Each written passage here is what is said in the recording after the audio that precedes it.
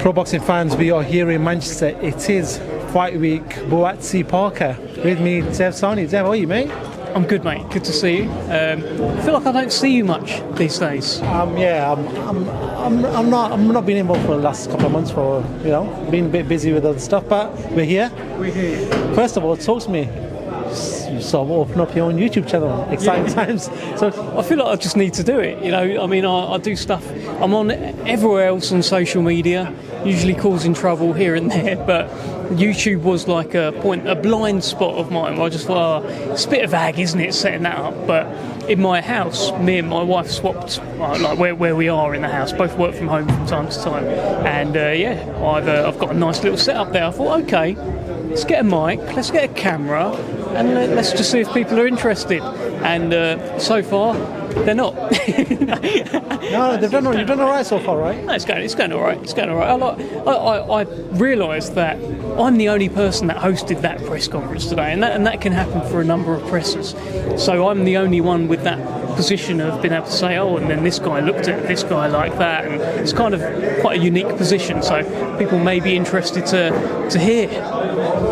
Let's talk about this press conference that you just did. And first of all, the egg that got thrown, that got missed as well. I missed it. I didn't even know. Like we were talking about it up there. So I joined the stream after hosting the presser. I just thought it was a push or something.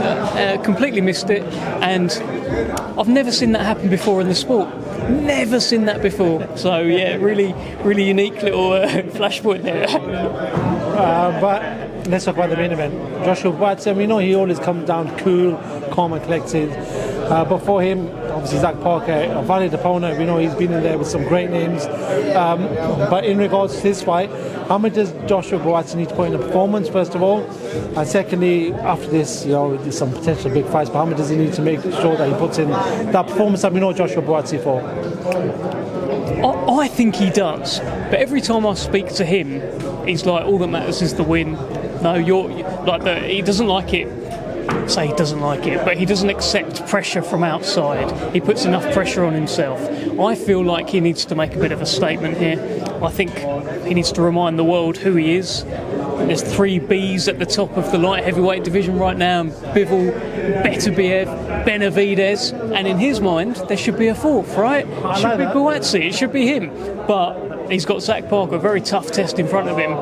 And I'll be honest, I was very surprised that this fight got made. I thought he would get a welcome to Queensberry. Josh, go and bowl someone over. Go and knock this fella out and show everyone. Send a little clip around social media. Show everyone that you're back. You've recovered from your loss. And welcome to Queensberry. But he hasn't necessarily on paper got that sort of fight. He's got a fighter in front of him in Zach Parke who is so hungry. He's got a kid, he's got another kid on the way, he wants to change their life, and he's doing it for his family. And sometimes that changes everything. And I've seen Zach sort of grow up over the last few years. There's a maturity about him now as well. And the last time he got his shot at the big time, he fell short against John Ryder, and that hurts him. And he needs to correct all of that, and he can change everyone's mind about him on Saturday night. It's a genuine fight, because Zach Parke was also a massive super middleweight. So now he's settled in at light heavyweight. It could be a force. It could be. We'll see. Interesting. Obviously, a question and a fight that fight fans have been looking forward to is Buatsi and Yarde. We haven't got to see that yet, but would it be a travesty if you never get to see that fight? Yes, I don't want to end my time in boxing. I'll always be a boxing fan, but I don't want to end this era without Fury Joshua and Yarde Buatsi. How can that happen? How have we let that happen? We're about to bloody see Mayweather Pacquiao 2. How's that happened twice and we haven't seen these fights? It's mad. I feel like we will see it. I feel like we will. They're on the same team now, but they're just focused on different things. Anthony Yarde has a great shot at becoming WBC World Light Heavyweight Champion coming up later this month. He does that, suddenly he's got the green and gold belt, and a fight between him and Buatsi feels even bigger, right? Having that belt on the line. But I don't know, I just hope we see it one way or the other. Yarde wins or loses, Buatsi wins or loses, they've got to see each other. Let's talking about that. I know you can't give predictions or anything, but how much of a monster fight is that Benavidez and Anthony Yarde? Because we know Anthony Yarde, he's tough, durable, he's got the skill set, he's got the power. Benavidez is also known as he's also known as a monster. So it's going to be an interesting fight, right? Anthony Yarde is obsessed with monsters. That's what we've learned, right? Do you want to go and fight Kovalev in Russia? He's a little bit of a monster, but go and see how you get on. Okay, walks towards the fire, faces the monster. Most people, they hide under the bed from monsters. Yeah, they're scared, they scream, they run away. He goes right towards them. He's a nutcase. He did the same with Beterbiev as well. Want to fight this guy who knocks everyone out? Yeah, I'm going to see if I can knock him out. Love that. Want to fight this guy Benavidez, who's unbeaten, and he's knocking people out as well. And he's, by the way, he's been doing this for a long time, much longer than you. And you was like, yeah, give me Benavidez. I love that. And I think he's got a great chance in the fight, by the way. I think Benavidez was a tremendous super middleweight. Has he looked the same at light heavyweight? I don't know, maybe the level of opposition's gone out, but what we do know is that he hasn't stopped anyone at light heavyweight. What we do know is that Anthony Yarde has stopped several at light heavyweight. Who's got the power? I'll back Yarde in a shootout, which is what he said. I'll back Yarde in a shootout against Benavidez. Interesting. We see Dmitry Bivol back in training. Looks like we could potentially see that third fight between Bivol and Beterbiev at some point. What do you think happens in that fight? Because I thought the first two fights were arts worlds. In that third fight, do you see we get to see the same level of skill set? One's coming off back injury, and there's obviously Beterbiev's coming off minor injuries right now as well. Was Beterbiev injured in the second fight? He came back. Was it the first fight that got delayed because of an injury? The second fight went through as normal, and then the third fight, obviously, there's been an injury from both men, it seems. Yeah, I want to see it. It's 1-1. You need to see it settled. I was hoping we would have seen it by now. Bivol coming back off injury. Beterbiev only getting older. I don't know what the status is of Beterbiev, if he's injured or not at the moment, but he's one of my favourite fighters, and I just want to see him fight. Just want to see that guy fight. I love him. I think there's just a quiet sort of menace about him, and a third fight, how would that go? I mean, you'd have to lean towards Bivol, right? Beterbiev's 41 now?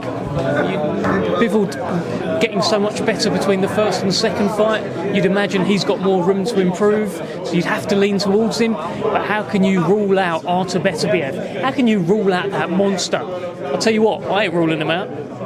Interesting times. Actually, talking about AJ and Fury, regardless of how old they are and how late it is in their career, how much do you still want to see that fight? I think about it every day. all right. I want to see it. Someone asked me on Instagram yesterday, like, who would win the fight. Look, I'll always back Tyson Fury. Tyson's he's always been my guy kind of thing, and it would be a real shame if we never saw that fight. And all those who are backing AJ, either they're proved right or wrong. All those who are backing Fury, either they're proved right or wrong. It's like a collision of kind of fan bases. It's the ultimate, the Queensberry versus Matchroom.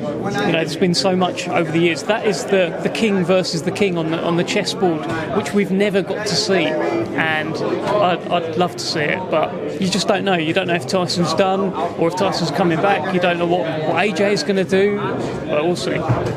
Interesting times. Last one, Moses Itauma. Obviously, December 13 is a date touted for his return. Possibly, it was. There seems to be a bit of a rumour mill happening where he's struggling to find an opponent.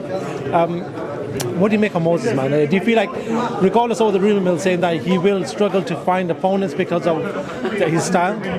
What he's not struggling to do is knock out opponents. That's exactly what I mean.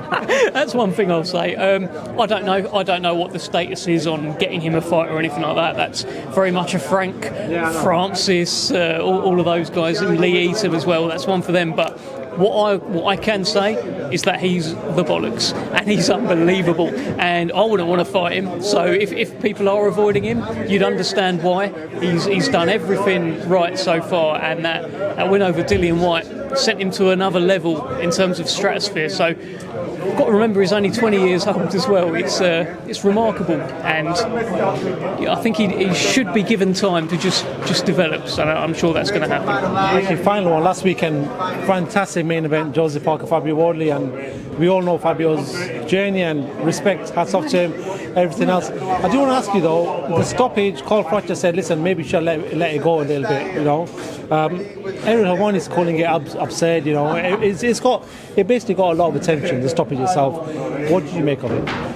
Right, I understand if you have just watched the stoppage clip, the 3 punches at the end where maybe one of the 3 lands, that you can be up in arms and say, what? That's not a good stoppage. However, you apply context, you apply that he's already been hurt in that round, started fighting back. You apply context of at the end of the 10th round, he was sort of holding on and he was hurt. And you apply context of the 2nd round, where he spat the gum shield out, or the gum shield came out because Wardley was unloading. Then that helps tell the story a little bit that it wasn't the first time. So I understand why there was a stoppage. I can also understand from Joe Parker's side how if he feels fit and able and he knows, I know what's going on here, then you can see from his side as well. But at the same time, what do you want to see? Do you want to see him carried out on a stretcher? Look, he's always going to want to fight. He could have been put down on the floor. This is the warrior that is Joe Parker, and he could have got up at 9 and the referee called it off. He would still want to fight because that is Joe Parker. What it has done is set the table for a potential rematch down the line, because you're talking about it, I'm talking about it, and Howard Foster, once again, may have made the 2 combatants plenty of money down the line. So we'll see. Fair enough. All right, Dev. I know you've got interviews to be doing in the room next door, so good luck with everything. I'm sure there are going to be there might be an egg thrown. We don't know what's going to happen, but it might be exciting. It might be exciting. Did you mean that? Did you mean that? Mate, you're a poet, you don't even know it. Look at you. Good to see you again, mate, and see you around. Cheers, mate. Cheers, Dev. Thank you very much, mate.